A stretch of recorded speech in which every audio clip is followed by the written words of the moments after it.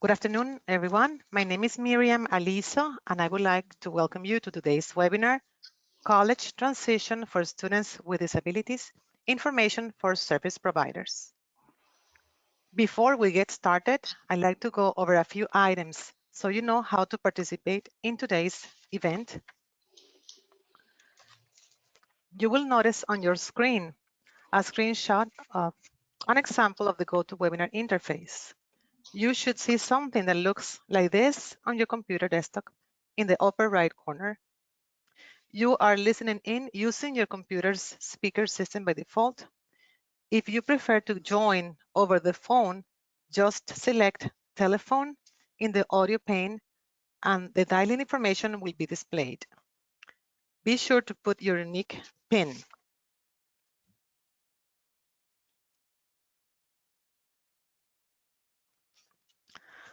To the right of the GoToWebinar PowerPoint viewer is the GoToWebinar control panel. This is where you have the option to select the way you hear the webinar, raise your hand, and ask questions by text. You will have the opportunity to submit text questions to today's presenters by typing your questions into the Questions for Staff pane of the control panel. You may send in your questions at any time during the presentation. We will collect these and address them during the Q&A session at the end of today's presentation. You can also download the webinar handout and PowerPoint. This webinar is recorded.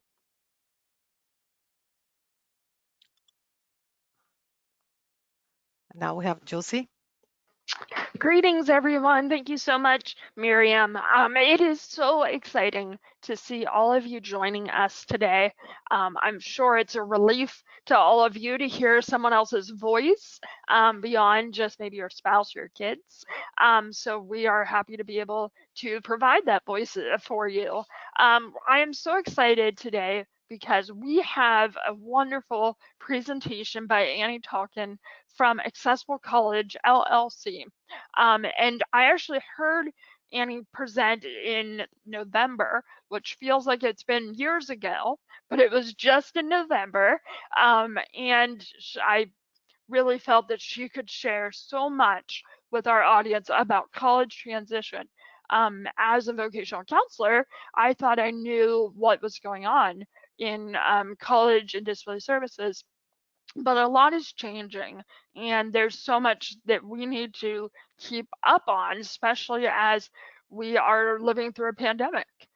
So I am the co-director of the REIS Center, and we are funded through the RSA to provide support to parent centers on transition for youth with disabilities. And so this topic right here is key and central to the success of young adults with disabilities. So I'm going to turn it over to Annie to introduce herself and to lead our conversation. Thanks so much, Annie. Sure. Thanks, Josie. And I'm so glad that I could be with you all today. I'm really looking forward to engaging with you. Miriam, if you could go ahead to the next slide. So I'm Annie Tulkin. I'm the founder and director of Accessible College. And before I get going, I just want to go through the agenda. So we'll talk a little bit about who I am and what I do. We'll talk about why this conversation is important. We'll review the differences between IDEA, ADA, and Section 504 in the college context. We'll look at the role of the university disability support offices. We'll look at areas on campus where students can receive accommodations. And we'll focus on transition and accommodations for medically complex students. We have some case studies too to engage you all with, and then I'll have some resources and we'll have some time for questions at the end. You can go to the next slide. So as I said, I'm Annie Tulkin. I'm the founder and director of Accessible College, and my mission is to provide students with physical disabilities and health conditions and their families with the supports to ensure a successful transition to college.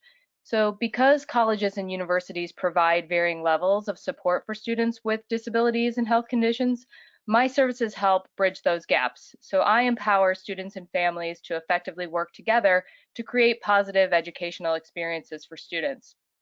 So I have over 10 years of experience working in the disability field, and nearly 6 of those years were spent as the Associate Director of the Academic Resource Center at Georgetown University, which is Georgetown University's Disability Support Office.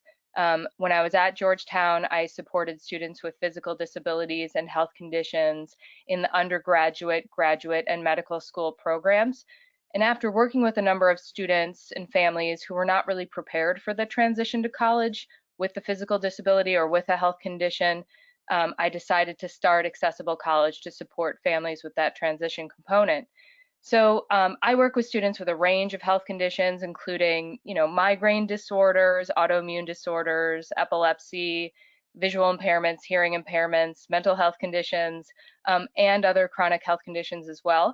And I also work with wheelchair users and students who have mobility impairments too. So you can go ahead to the next slide.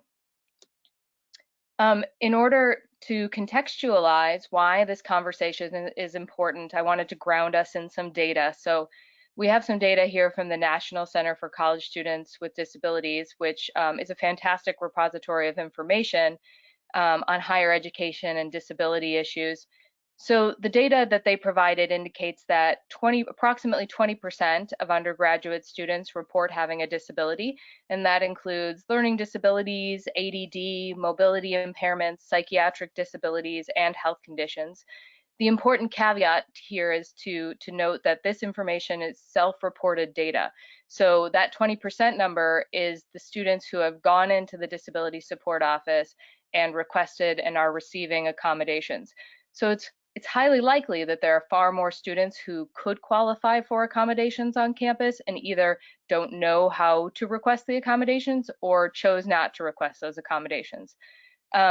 Some other information that we know that some studies suggest that it often takes students with disabilities longer than 4 years to complete college. We also know that it takes most students longer than 4 years to complete college nowadays too, so that just kind of puts things in perspective. We know that students with disabilities drop out at a much higher rate than their non-disabled peers. It's still a little bit unclear as to why that's the case, although we might kind of deduce that if students had better transition support and were better prepared, they might actually be able to stay in college. So that could be a piece of this component. So this information just kind of helps us contextualize what we're going to be talking about today. So let's go ahead and move to the next slide. So we're going to look at the laws that impact accommodations in the college setting. So go ahead to the next slide. So here we have a chart, and I'll describe what's on the chart for everyone. So in high school, we have a chart that says high school and college on the other side. So in high school, the accommodations are provided under the Individuals with Disabilities Education Act, or IDEA, and that's a law that governs special education services for students with disabilities and provides for free and appropriate public education and services. If your student is in a private school, those schools are not bound by IDEA. However, private schools still have to adhere to Section 504 of the Rehabilitation Act, which stipulates that students with disabilities cannot be discriminated against because of their disability. So some of your students might have what is known as a 504 plan, and that plan would outline the accommodations that they're receiving in the high school setting. Other students might have an individualized education plan or an IEP, or they may have an academic plan. It just kind of depends on the school. Now we'll talk about the laws that apply to the college settings. Moving over to the other side of the chart. So we have the Americans with Disabilities Act, the ADA, and that provides for reasonable accommodations in the college setting. A big difference from high school is that in the college setting, the student has to be engaged in what is known as the interactive process to request their own accommodations. So in high school, parents are typically the ones who are engaging and connecting with teachers and administrators and advocating on behalf of the student. But then once the student gets to college, they're supposed to be the ones who are advocating for themselves, and they need to be able to talk about their disabilities and talk about what their needs are. And we'll talk a little bit more about what that means in practice later on. So then also in college, we have Section 504 of the Rehabilitation Act, which protects against discrimination, and that applies to both high schools and colleges. So the graphic here just gives a visual depiction of what I described. So in high school, we have IDEA and Section 504, And then in college, we have ADA and Section 504 that apply. You can go ahead to the next slide. So continuing on with this, so in high school, students with disabilities are typically identified by the school, and the teachers and administrators know what the accommodations are as they're defined in the IEP or the 504 or in the academic plan. But in college, it's the student's responsibility to disclose a disability and to provide documentation to the Disability Support Office. So already we can start to see some of the differences. In high school, the school takes the lead in arranging the accommodations. So for example, if your student gets extra time on tests in high school, the school typically knows and makes those arrangements for the student. However, in college, if the student needs extra time on a test, they have to engage in that interactive process and arrange the accommodations.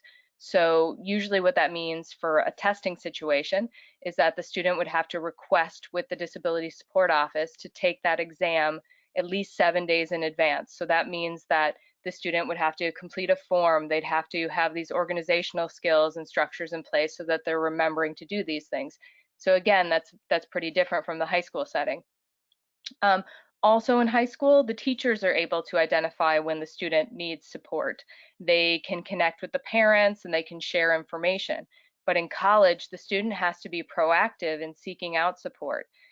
It's important to know that professors and administrators in college are restricted by the Family Educational Rights and Privacy Act, or FERPA, and that FERPA prevents them from sharing information such as grades and class schedules or disciplinary actions with parents. So you don't have the same access as a parent that you may have had in high school once the student transitions into college. So this is a really big shift for a lot of students, because the student has to be able to identify when something's not working or when they need support in college, and they have to be able to connect with the right people and engage to get those supports that they need to be successful. So it's very different from the high school setting. So let's go to the next slide. When a student transitions to college, they need to provide documentation of a disability. And we'll talk a little bit about what that looks like on the next slide. Go ahead to the next one. One of the best things that a student can do to prepare for the transition is get their documentation ready. A good practice is to gather all of their documentation and either store it on a flash drive or a Google Drive, or even go old school and put it in a binder. And that way the student can have that stuff at the ready when they're transitioning to college. So the first thing that families should do is check with the college to determine what types of documentation they're going to need to submit. Depending on the disability or the disabilities, there are many types of documentation that might be required. So for learning disabilities, ADD, ADHD, you'll likely need to provide a neuropsychological evaluation that's been completed in the last 3 to 5 years. Most colleges are going to require one that's done in the last 3 years. If your student has taken a standardized test, that's pretty common for the ACT or SAT as well. They want to see that updated documentation too. Sometimes colleges will allow a student to submit documentation that is older than 3 years, but they might only provide those accommodations on a provisional basis until the student is able to get an updated assessment completed.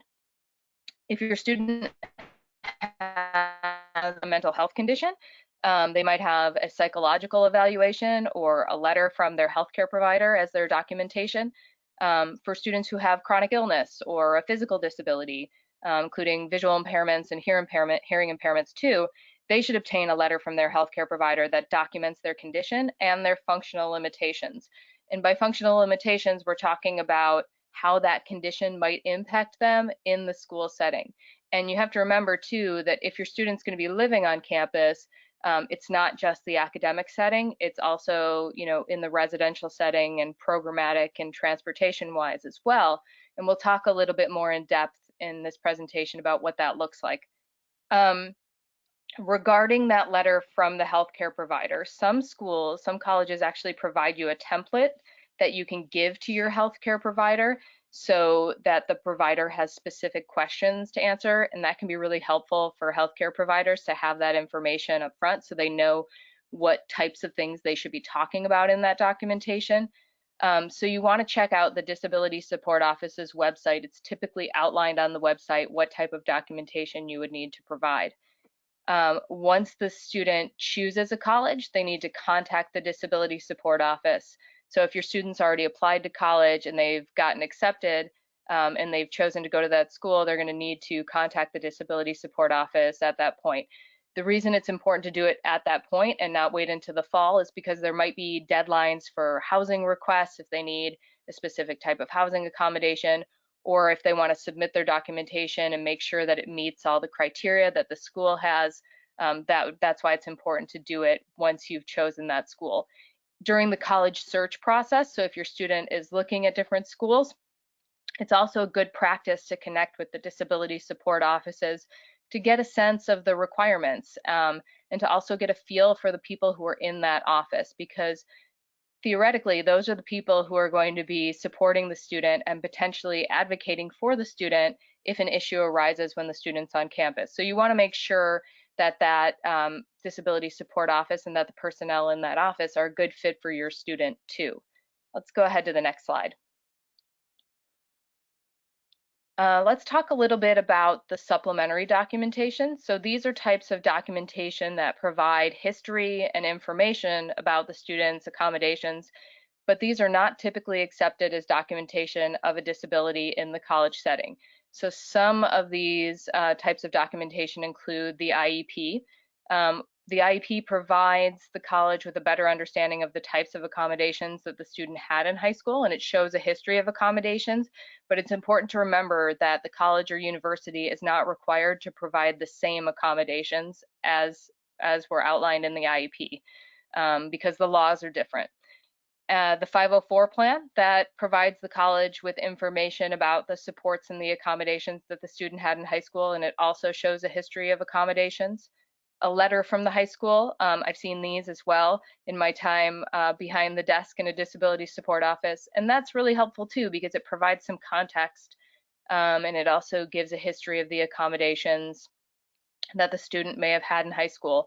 If your student has a letter of the approved accommodations that they received in the ACT or on the ACT or on the SAT, you could include that as part of the supplementary documentation as well. So typically colleges want to see the source documentation, so that neuropsych evaluation or the letter from the healthcare provider, but these supplementary types of documentation can be helpful for the counselor in the disability support office to better understand the types of accommodations that the student had previously, and it might help inform them about the types of accommodations that the student may need at the college level, because they might be different types of accommodations that the student can get in college that maybe they didn't have in high school or hadn't considered or hadn't needed because they weren't living away from home or something like that. Let's go on to the next slide. So I've talked a little bit about the Disability Support Office and the fact that the students need to connect with them, and I wanted to provide some context for you about the role of the Disability Support Office. Go on to the next slide. So once a student is accepted to college, if they want to receive accommodations, they'll need to connect with the Disability Support Office and request those accommodations. So the Disability Support Office evaluates the requests and reviews the documentation. They might request more documentation if they feel that the request that the student has made is not supported by the documentation that the student provided. The Disability Support Office will typically engage the student in that interactive process, and that's usually a conversation with the student. They might ask the student questions, or they might just review the accommodations that the student is requesting. So it's important for students to know, what they need or what they might be looking for.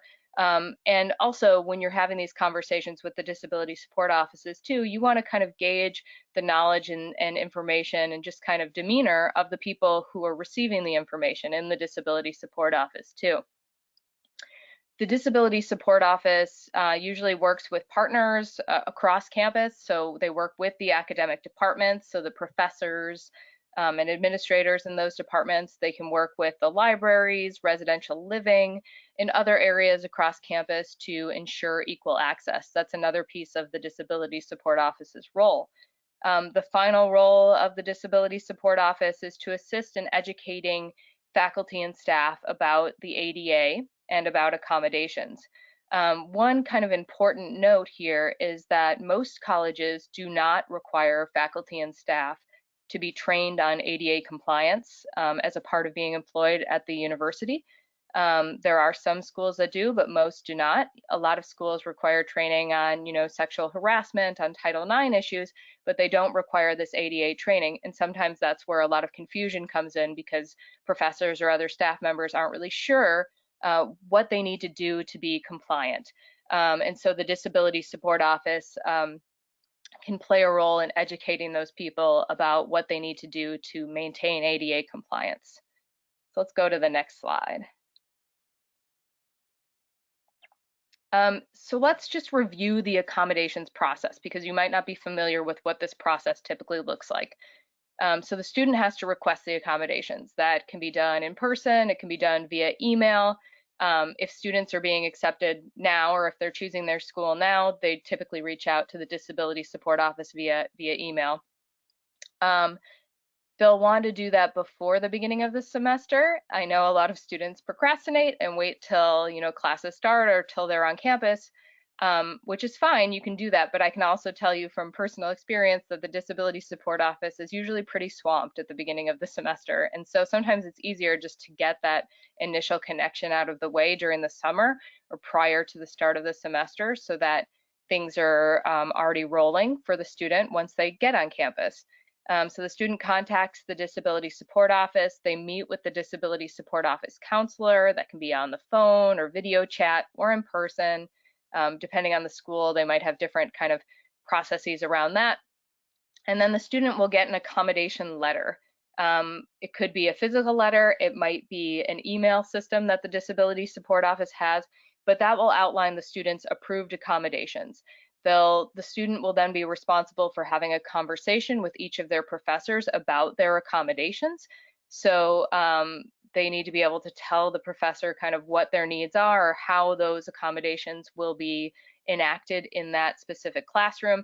And classes are a little different in college. So you might have a large lecture style, or you could have a lab, or you could have a smaller class. So it's a little bit different than the high school setting. And each semester, the student will need to get new accommodation letters. So as the student has new professors, they'll need to have a new accommodation letter made for those professors. Let's go to the next slide. So the role of the Disability Support Office is evolving. So I mentioned accommodation letters. A lot of schools are moving towards online accommodation letters. This can be really great for some people, and it can also be really tricky because sometimes faculty members don't check their emails, so they may not know that the student has approved accommodations. And it also doesn't really facilitate that conversation between students and professors about how the accommodations are going to be enacted in that class. So there's pluses and minuses to that.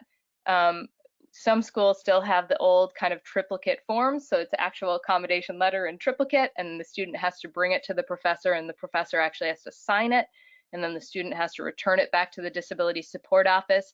With the emailed accommodation letters, usually the professor is supposed to log in. There's a link in the email. They're supposed to log in and check off that they have read or acknowledged those accommodations.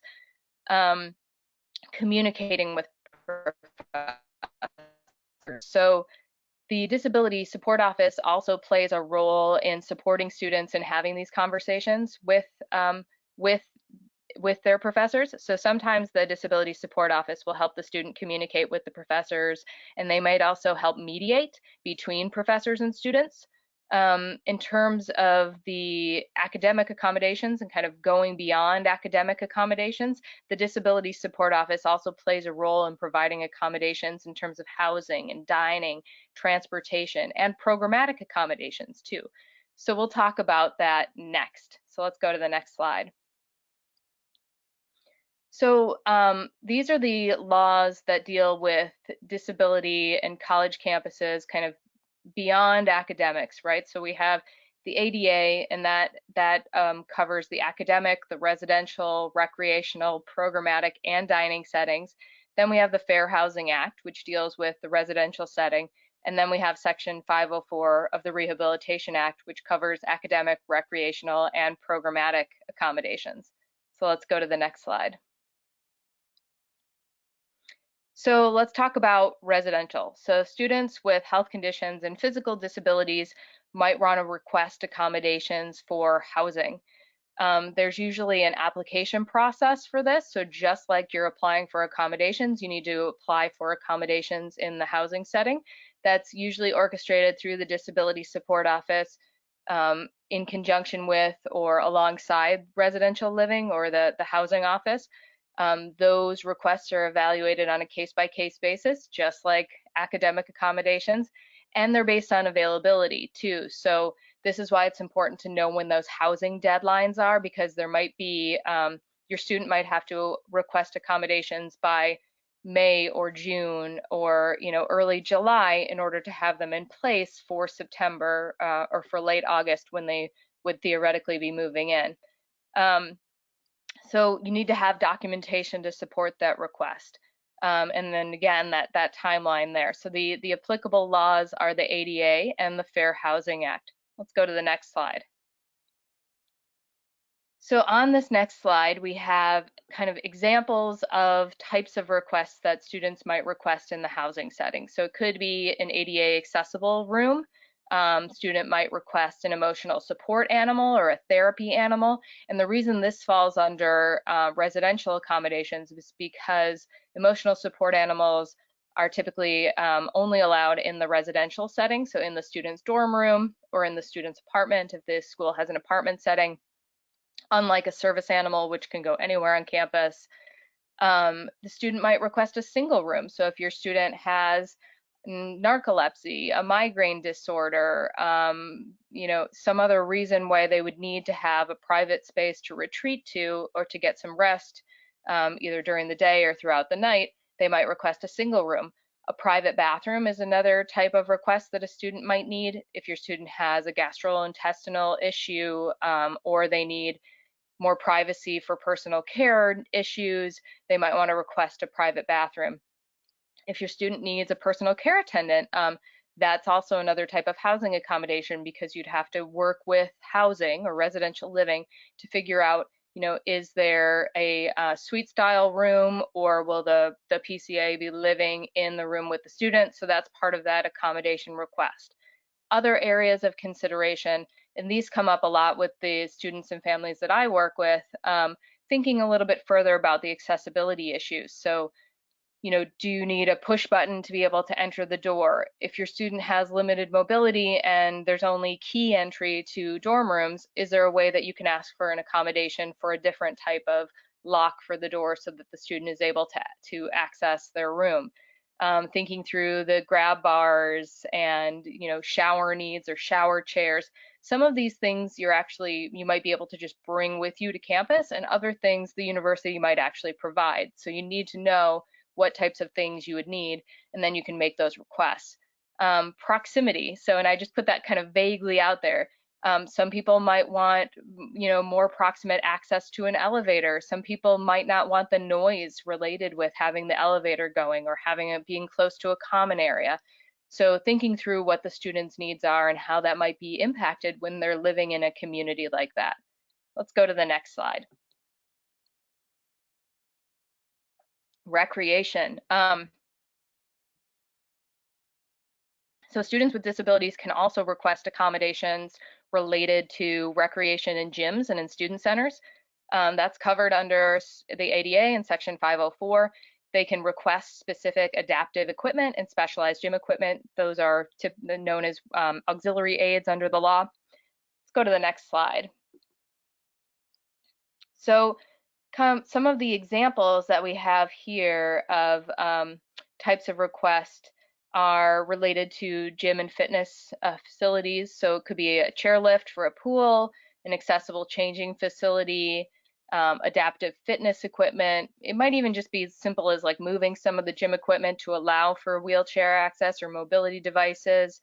And then some of the other things we have here, like accessible gaming and accessible furniture, typically those are related to like a student center where other students might be playing with whatever Nintendo console is available or adaptive console that a student might need.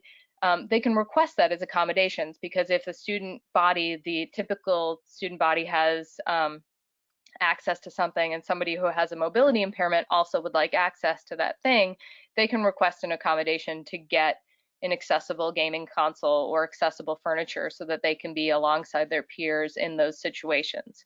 So that's important to remember. A lot of people don't think about these accommodations applying outside of the classroom. And so that's why I'm bringing up these examples.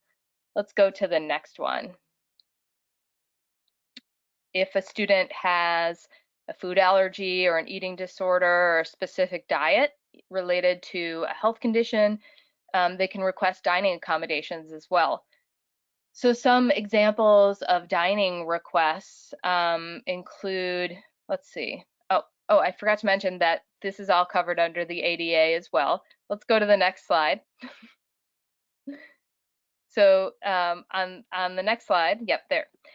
We have some of these examples. So the allergy-free or the gluten-free, and schools are getting a little bit better at this, I would say. They often like list all of the ingredients that are in things. They offer, a lot of schools have, you know, allergy-free stations or you know, allergy-free prep areas, or they'll make dishes separate for students. So it's just kind of navigating that process of requesting those accommodations. If your student has a condition that impacts their ability to eat in the dining hall, let's say they have a ton of different allergies, or there's just no way that they can be accommodated in that setting safely, students can also request exemptions from dining too. That can be a little tricky because then that also means that the student will have to make their own meals, and sometimes that can be a little bit dicey for some students depending on the student's cooking abilities. And for accessibility. So if your student needs to request accommodations in the dining hall for things like, you know, assisting them in carrying a tray or helping them with food selection, those are all requests that you would work with the Disability Support Office and dining services to figure out how can we assist and support the student in that setting. Let's go to the next slide, please. So one of the most fun aspects, I think, of college life is taking advantage of campus events, like concerts and speakers and sports. So accommodations for those things are covered under the ADA and Section 504. And usually there's a process for requesting those types of accommodations for specific events. One of the things that I often tell students who are going on college tours when they're on campus is to look at flyers that are on campus and see if there's an accessibility statement on the bottom of those flyers that says, you know, here's who you contact if you need an accommodation, or here's who you can contact if you have any questions, because that can tell you a little bit about the culture of the school.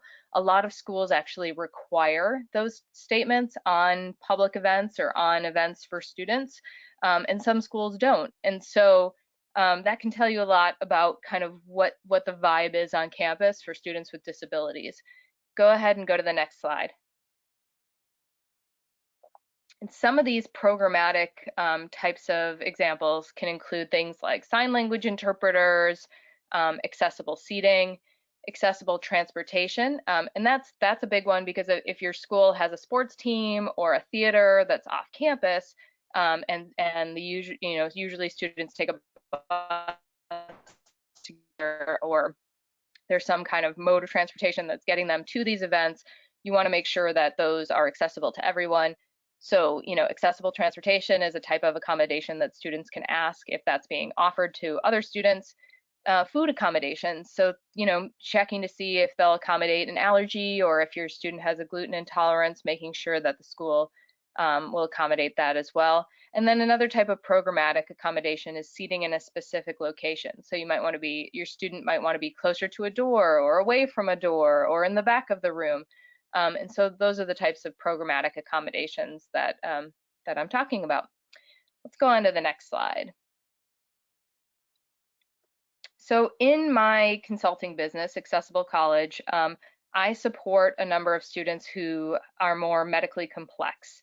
And there are some things that are really helpful to know when you're planning for students who have, health conditions or multiple disabilities. Let's go on to the next slide. So here are some things that we know. Only students with IEPs are the students who are receiving transition support. It's usually a line item in that IEP. It outlines what type of transition services they're going to need.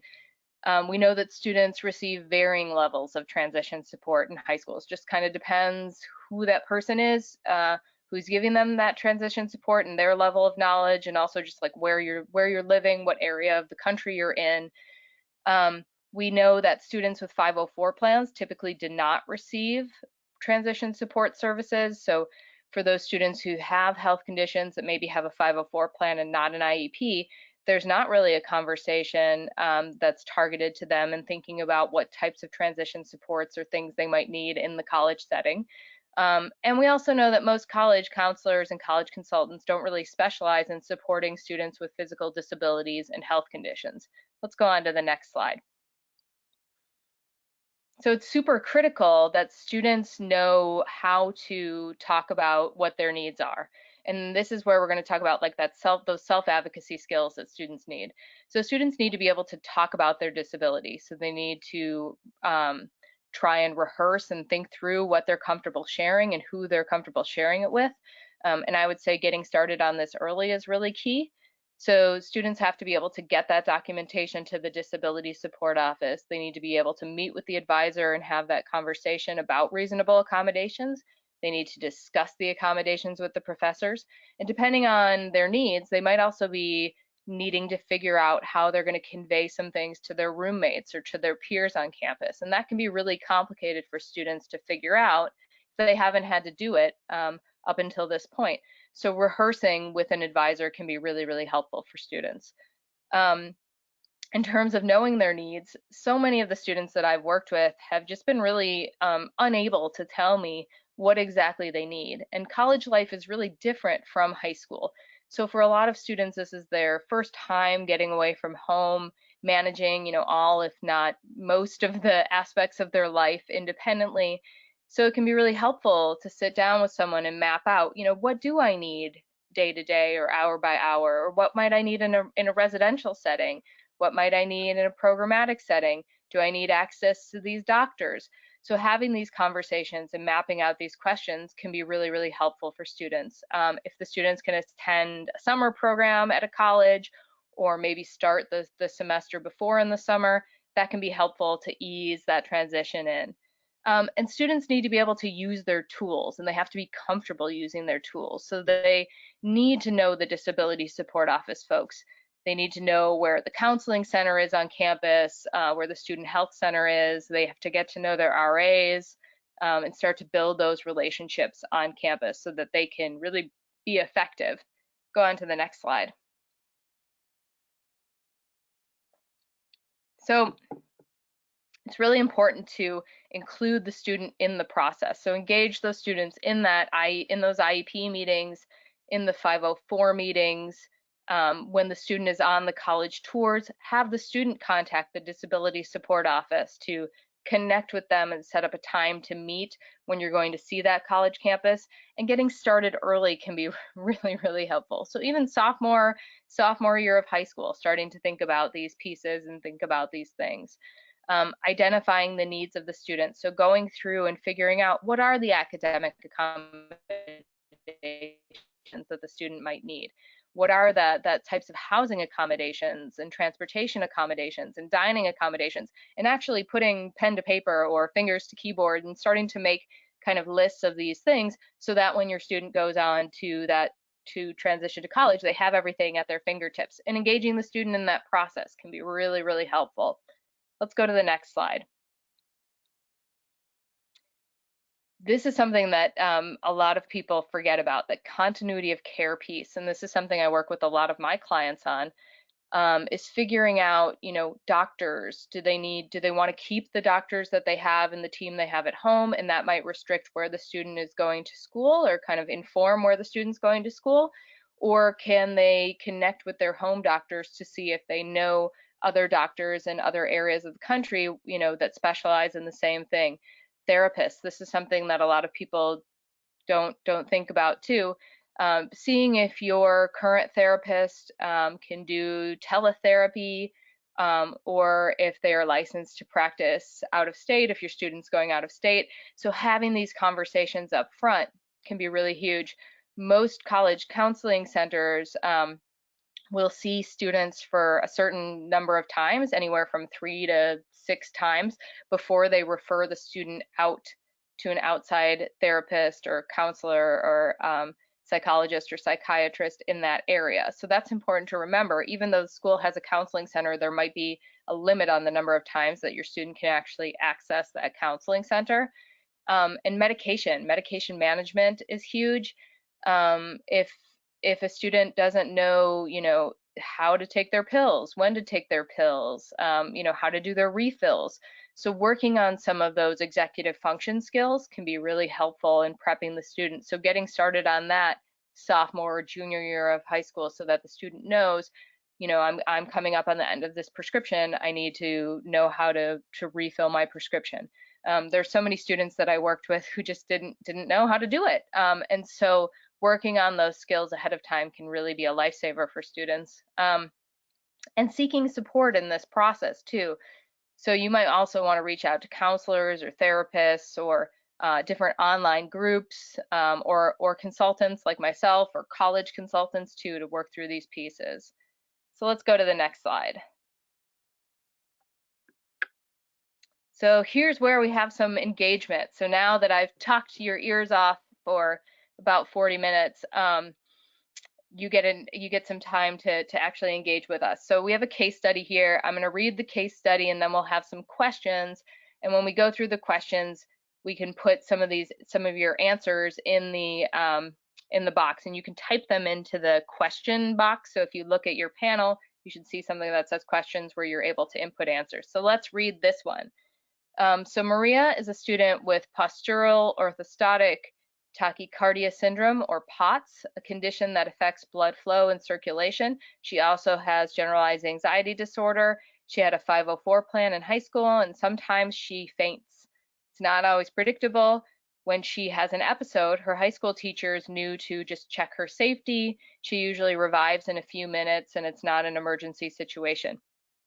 Maria experiences temperature sensitivity and fatigue, and it takes her longer to get around campus, or to get around, I'm sorry. She sometimes uses a mobility scooter. Maria is considering getting a service dog to support her independence and safety at college. So let's go to the next slide. I'll read these questions and then we'll go through them one by one. So how can Maria and her family prepare Maria for independent living? Next question is, what questions should she be asking on college tours? Third question, what types of accommodations might she need to ask for in college? And then the final question, based on her health profile, which is the health condition and mental health condition, what other considerations should be made? So let's look at that first question. How can Maria and her family prepare Maria for independent living? So go ahead and go to that questions part of your drop-down menu and put in some answers, and then if the human Maria, not the scenario Maria, could read out some of the answers that people are typing in, that would be great. We'll give you a minute.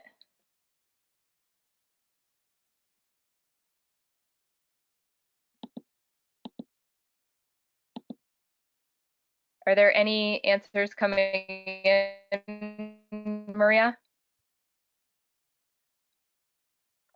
Or Miriam? They're putting in the questions. All right.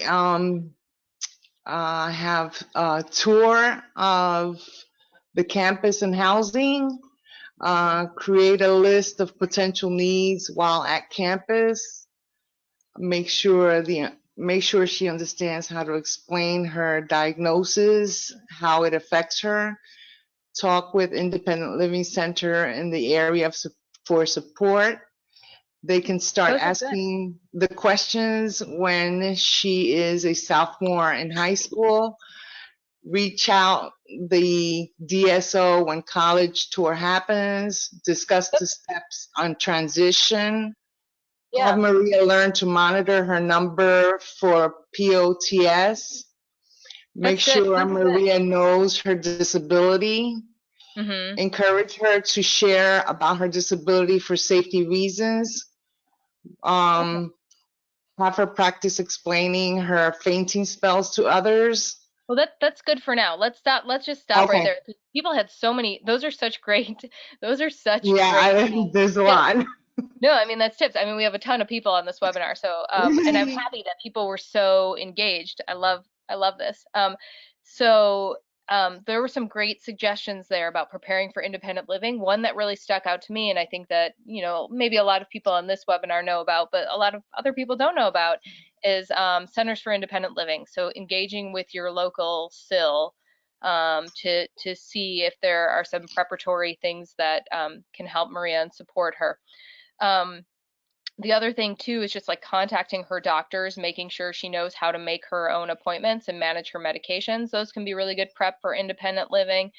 And then let's look at that next one. So what questions should she be asking on college tours? And just take a second and we'll take the first, maybe the first 3 answers that come in. So we're looking at question 2. What types of questions should she be asking on those college tours?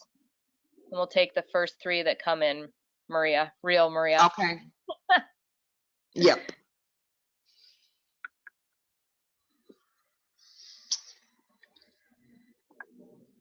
Are there any coming in related to Is that? there a wheelchair accessible map of routes? Where is the SDA office located? What DOC do you need? Great. Huge thing. So campus accessibility, that was something I had in my notes too, so she should be looking at that. A lot of times you can find accessible campus maps if one exists on the campus website, where they have like just the map of the buildings. Some schools don't have accessible maps. That could be telling for you. But a lot of times touring in person can be really helpful. Where is the student disability services office? Finding that office can be really helpful too. Let's look at the third one. So what types of accommodations might she need to ask for in college? And we'll take the first 2 answers that come in. So what types of accommodations?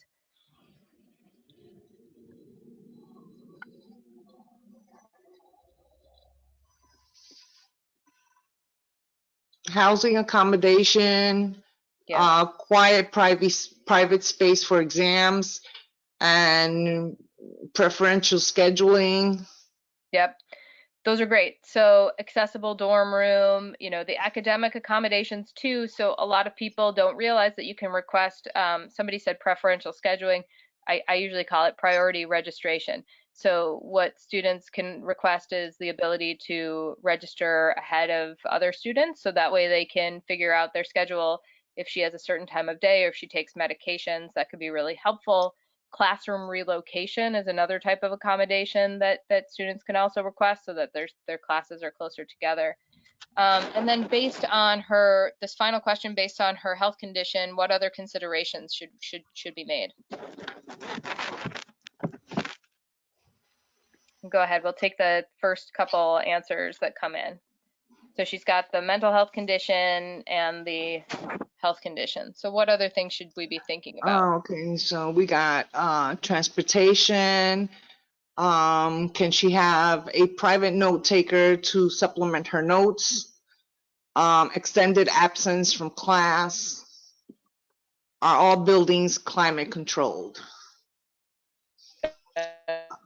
Oh, the climate controlled piece is so interesting and challenging. So a lot of students too who have POTS want to be able to control the temperature in their own dormitory room. So that could be another type of accommodation or question that you have when you're looking at schools. And also connecting with campus safety or the campus police to talk about her fainting and the emergency procedures. that she might have.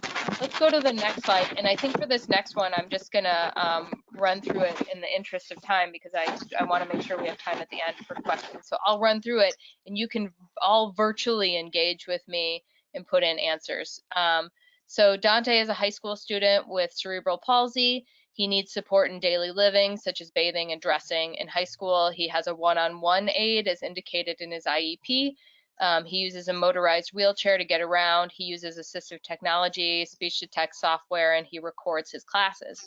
Because of his condition, he requires extra time for his work and extra time to get around. Physical accessibility is very important to him.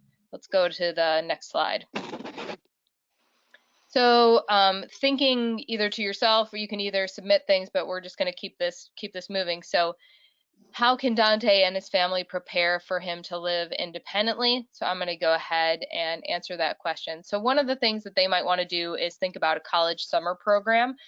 They also might want to start working with a personal care attendant while he's in high school, just so he gets familiar with what that's like. A lot of students have a challenging time when they haven't had a PCA, and then they're dealing with somebody else who isn't their mom and dad doing personal care for them. Can he set up his AT by himself? That's another important thing. What questions should he be asking? So he should be asking on those college tours about accessibility. One thing he can do is contact the Disability Support Office and see if there are other students with physical disabilities who he can talk to. That's kind of a great way to get a sense of what it's actually like on campus. The types of accommodations he might need extra time for his tests, classroom relocation. Maybe he needs accessible desks or assistive technology during his tests, extensions on assignments. Those are types of typical accommodations. And then based on his profile, so he needs the PCA and he's a wheelchair user.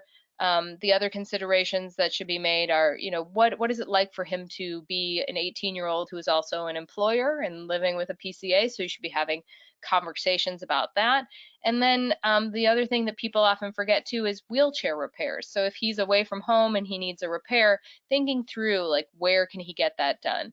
I know we ran through that one really quick, and I want to go on to the next slide because it's kind of a hot topic before we go to questions. So COVID-19, this is a thing that's happening. We're in the midst of a pandemic. People have a lot of questions about this. So tours. So a lot of people are asking, how do I go on college tours when there's this pandemic? So some schools are hosting virtual student panels and tours. You can contact the admissions department to see about that.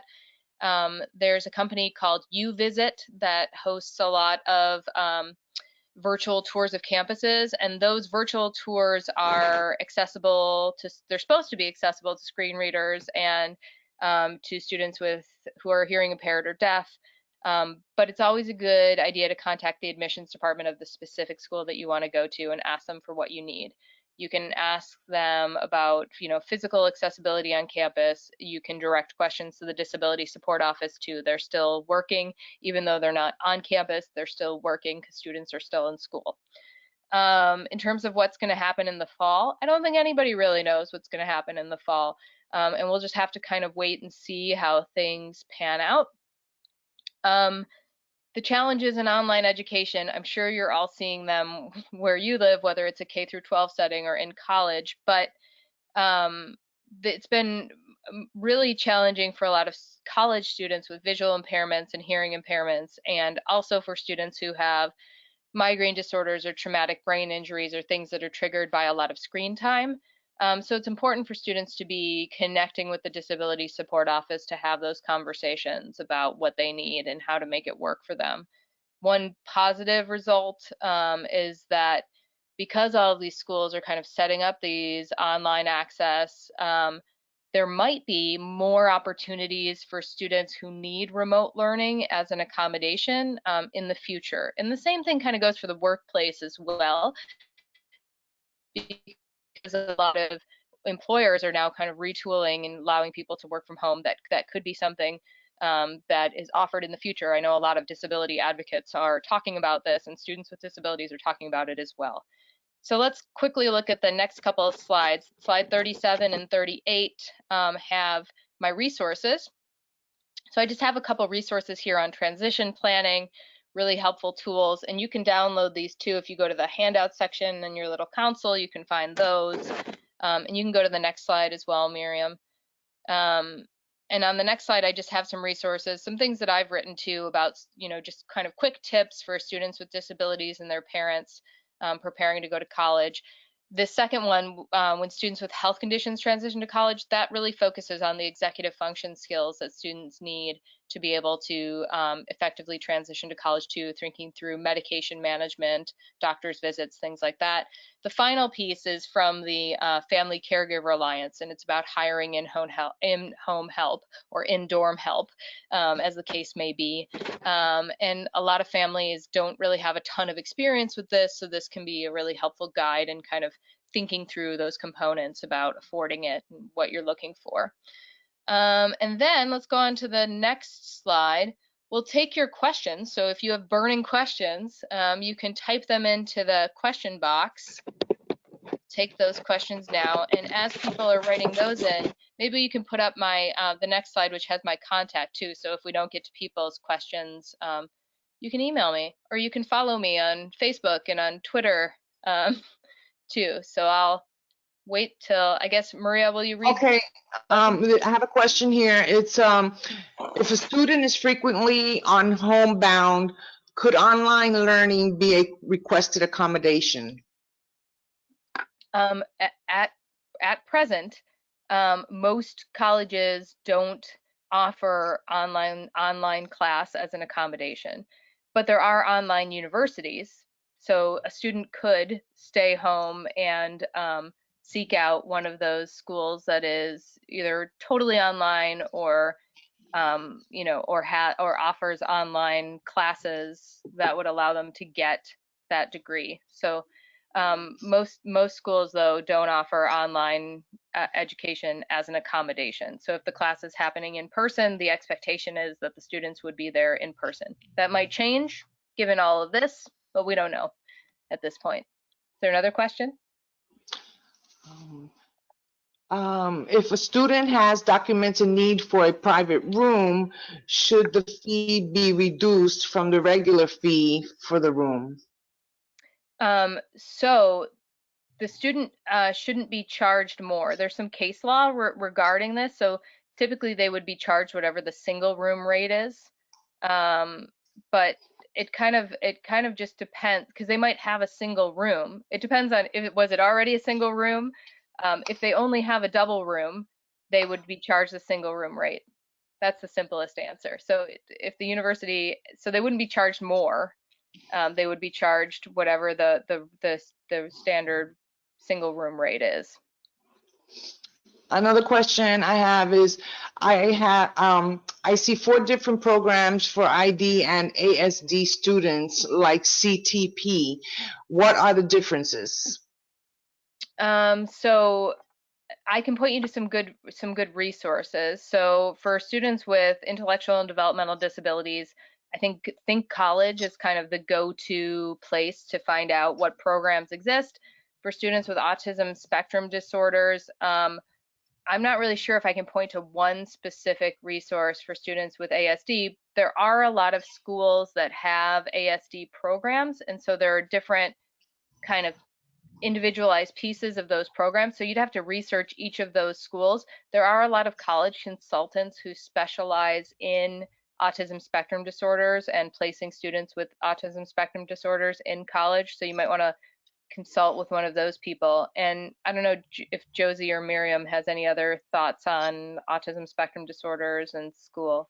No, I think you hit it, Annie, that it seems to be very college specific. And so whether you're talking to somebody that works directly with making sure that kids or young adults on the spectrum are going to the right college, or going through disability service offices, that's probably your best bet.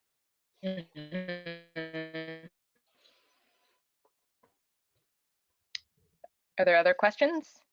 Yes. Can they get flexibility with class attendance requirements? Example given, only 1 missed class allowed before failing the course. This is a tricky and contentious issue. So typically, if the professor feels that more than one absence compromises the curricular goals of the course, they don't have to allow that accommodation. And some of the way that this comes up sometimes is if there's like a lab, or if the student has to demonstrate a specific skill that they have to be in person to be doing, or the professor feels like they have to be able to assess that person in a certain way. Flexibility attendance can be a really challenging accommodation to have in one of those classes. So that it's going to be case by case. It's going to be professor by professor. And one of the things that I always recommend is that the students connect with the disability support offices to just have those conversations about what it's going to look like in terms of their need for flexibility and attendance. Because if you're right, if you have flare-ups and that they can't always be predicted, it can be challenging to figure out how that accommodation is actually going to look in the college setting. So. Okay, well, if there are additional questions, Annie, do you mind if we send them to you and then send the notes, if there are any, with the captioned video? Yeah, that's totally fine. Okay. So, ladies and gentlemen, I am so appreciative of Annie joining us today, and I think so much of this is relevant right now. Number one, April, deadlines are coming up, but also because things are changing, and there's going to be some benefits, as Annie mentioned, of potentially having more availability of information online and classes online, but there's going to be a lot of struggles. So if you have questions that were not answered, we will try to get them included with the email that we'll send out after this, that within the next week or so, that will have the captioned version of this webinar, and it will also have the PowerPoint slides with it. Once you close out of this webinar, there will be a survey that pops up. Please take the survey. That helps us a lot. But again, I want to thank Annie so much for doing this presentation. It was fantastic. And thank you all for joining us. Thank you. Have a good day, everybody. Bye, everyone.